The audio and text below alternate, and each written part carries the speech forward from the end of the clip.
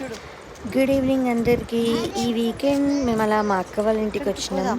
ఇంకా సరదాగా సాయంత్రం పానీపూరి తిందామని అక్క నేను ఆరవ్ అలా బయటికి వచ్చినాం.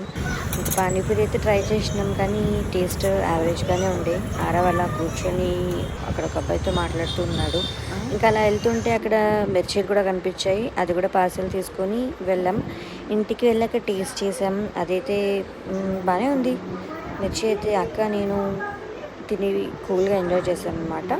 ఇంకా ముందుకు వెళ్తే కొంచెం జిలేబీ కనిపించింది, ఆ జిలేబీ కూడా ప్యాక్ చేసామన్నమాట. పనిలో పని స్వీట్ కూడా టేస్ట్ చేసినట్టు ఉంటుందని ఇంటికి వచ్చాక జిలేబీ కూల్గా కూర్చొని తిన్నాము. అది కూడా బాగుంది. అదనమాట నా మినీ వ్లాగ్.